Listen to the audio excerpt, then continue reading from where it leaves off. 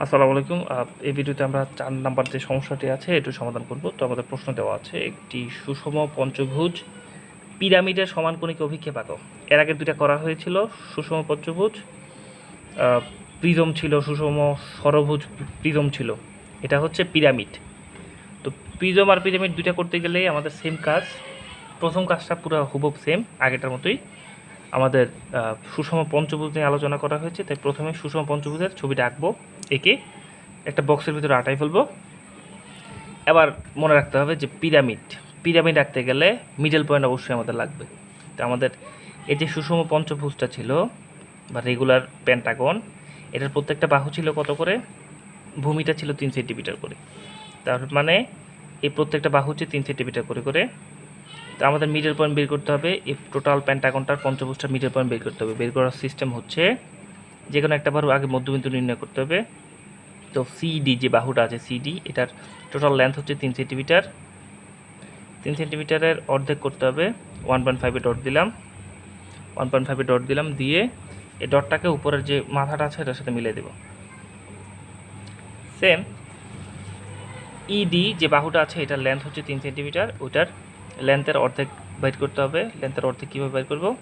টোটালটা হচ্ছে 3, 3-এর অর্ধেক হচ্ছে 1.5, এখানে ডট দিয়ে দিলাম, 1.5 ডট দিয়ে দিলাম, দিয়ে এই ডটটাকে বিপরীত, এই বাহুর বিপরীত যে কোণাটা আছে ওটার সাথে মিলিয়ে দেব। তাহলে আমাদের দুইটার যে ছেদবিন্দু, এটাই হচ্ছে আমাদের টোটাল পঞ্চভুজটার মধ্যবিন্দু। আমরা মধ্যবিন্দুটা পেলাম। এবার আমরা প্রত্যেকটা আইসোমেট্রিক ভিউর আগে যেটা করতে হয়, যে 7 সেন্টিমিটার একটা বাহু নিব, নিয়ে মোটামুটি চোখের আন্দাজে একটা বিন্দু নেব, মাঝখানে বিন্দু নিয়ে এই রেখার সাপেক্ষে দুটা রেখা আঁকবো 30 ডিগ্রি অ্যাঙ্গেলে। ঠিক আছে, এটুক আমাদের পরিচিত। এবার আমরা সিডি এর সমান করে নিয়ে এখানে কাটবো। তারপর এখানে ওই যে এবিসিডি যে স্কোয়ারটা আছে, যে চতুর্ভুজটা আছে, চতুর্ভুজটাকে এখানে বসাবো। কেমনে বসাবো? এটার মতো করে, যে সিডি এর সমান মাপ নিয়ে এখানে বসিয়ে এটা কাটবো। এবার সিবি এর সমান মাপ নিয়ে এখানে বসিয়ে এটা কাটবো। ডি এর সমান মাপ নিয়ে ডিতে বসিয়ে এটা কাটলাম। এবার এবি এর সমান মাপ নিয়ে এখানে বসিয়ে এটা কাটবো। কাটার পরে এগুলো যোগ করে দেব। যোগ করে দিলে আমাদের এইরকম একটা চিত্র আসবে। এবার আমাদের কাজ হচ্ছে যে আগেরটার মতোই সি থেকে সি পর্যন্ত দূরত্ব নিয়ে এবার কাজ হচ্ছে সিবি এর সমান নিয়ে সি থেকে সি পর্যন্ত দূরত্ব নিয়ে এই সিতে বসিয়ে এটা কাটলাম। আবার ডি থেকে ডি পর্যন্ত দূরত্ব নিয়ে এই ডিতে বসিয়ে এটা কাটবো। আগের মতোই সেম। এবার সি থেকে বি পর্যন্ত নেব। সি থেকে বি পর্যন্ত নিলাম, ছোটাতে বি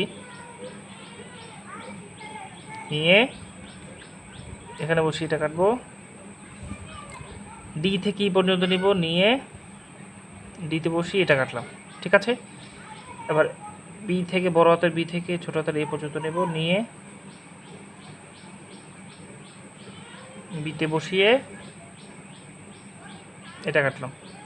এবার এগুলা পঞ্চভুজটাকে যোগ করব।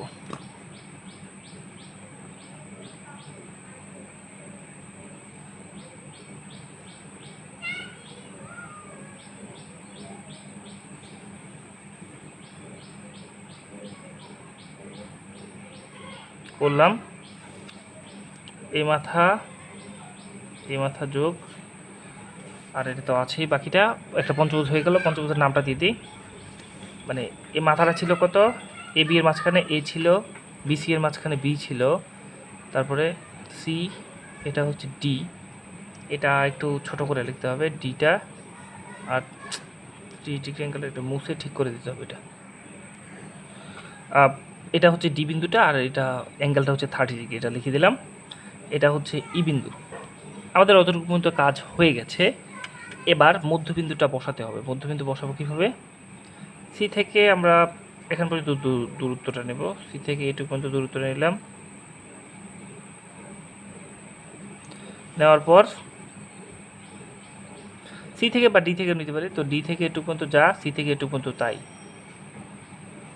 এটুকু নিলাম। নিয়ে আমরা ডিতে বসিয়ে এটা কাটবো।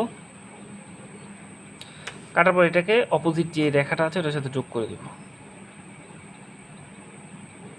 করলাম যোগ। এবার এখান থেকে এটুকু পর্যন্ত নেব, নিয়ে এই মাথায় বসিয়ে এটা কাটলাম। আমরা পেন্টাগনের মধ্যবিন্দুটা পেয়ে গেছি। এবার আমাদের কাজ হচ্ছে যে যেটা বলা ছিল যে উচ্চতা হচ্ছে 7 সেন্টিমিটার, তাহলে 7 সেন্টিমিটার কীভাবে করতে হবে? এই মধ্যবিন্দু থেকে 7 সেন্টিমিটার, মধ্যবিন্দু থেকে ভার্টিক্যালি 7 সেন্টিমিটার। এটা এমনভাবে দিতে হবে যেন এই যে রেখাটা আছে এই রেখার সাপেক্ষে লম্ব আকারে হয় এটা।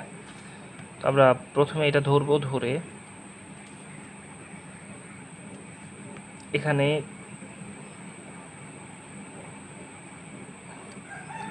একটা র্যান্ডম একটা লাইন টেনে নেব, ধরলাম, ধরে এখান থেকে আমরা র্যান্ডম একটা লাইন টানলাম। আমাদের রিকোয়ারমেন্ট হচ্ছে 7 সেন্টিমিটার উচ্চতা, তাহলে 7 সেন্টিমিটার আমরা দেখব এটা কতটুকু আছে, এটা আমরা দেখব। এই মাথা থেকে এই বিন্দু থেকে এর পর্যন্ত 7 সেন্টিমিটার হয়ে গেছে। এখান থেকে 7 সেন্টিমিটার করতে হবে, 7 সেন্টিমিটার মাত্র হয়ে গেল। এটার নাম দিলাম পি বিন্দু।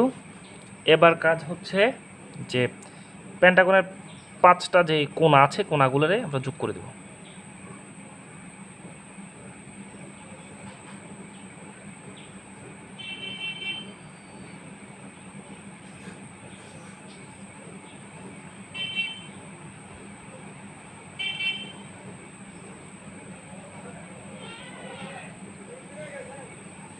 প্রত্যেকটা মাথা থেকে এগুলোকে যোগ করে দেব।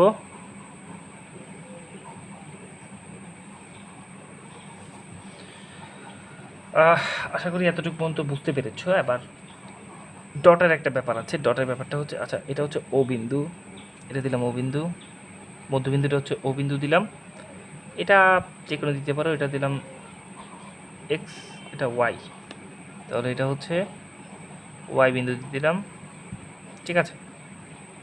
এবার এটা এটা এটা এই 3টা রেখাকে ডট ডট আকারে দিতে হবে, কারণ এই 3টা রেখা আমরা সামনে থেকে পিরামিডটা দেখছি, এই 3টা বাহুকে সামনে থেকে, এই 3টা কোণাকে সামনে থেকে দেখা যাচ্ছে না কিন্তু পিছনে আছে, এটা বোঝানোর জন্য ডট ডট আকারে দিতে হবে।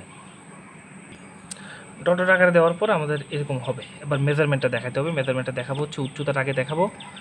উচ্চতাটা দেখাবো হচ্ছে এভাবে যে এটাকে ধরবা, ত্রিভুজটাকে ধরে পিছনে স্ট্রেট ডিস্কেলটা আছে ওটা ধরবা, ধরে এইভাবে মধ্যবিন্দু পর্যন্ত নিবা, নিয়ে এখান থেকে তুমি এখানে একটা দাগ দিয়ে দিবা, তারপর সেম মাথা পর্যন্ত যাবা, গিয়ে এটা বরাবর আরেকটা দাগ দিয়ে দিবা। এবার এটা ছিল আমাদের কত, হাইটটা আমাদের কত ছিল, 7 সেন্টিমিটার ছিল, ঠিক আছে, 7 সেন্টিমিটার ছিল। আর যে একটা বাহু ছিল, একটা বাহু কত করে, একটা বাহু কত ছিল,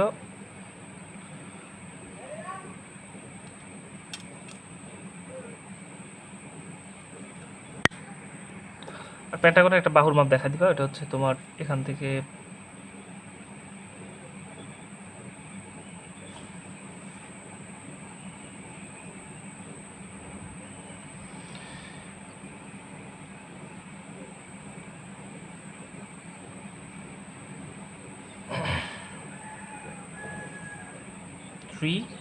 সেন্টিমিটার। আশা করি এতটুকু মতো বুঝতে পেরেছ। তো নিচে লিখতে পারো যে চিত্রে একটি সুষম পঞ্চভুজ পিরামিডের সমকোণী চিত্র আঁকা হলো, বা ইংলিশ ভার্সন লিখবা যে isometric view of a pentagonal pyramid, ওটা দিতে পারো, না দিলেও সমস্যা নেই। আশা করি বুঝতে পেরেছ। ধন্যবাদ সবাইকে।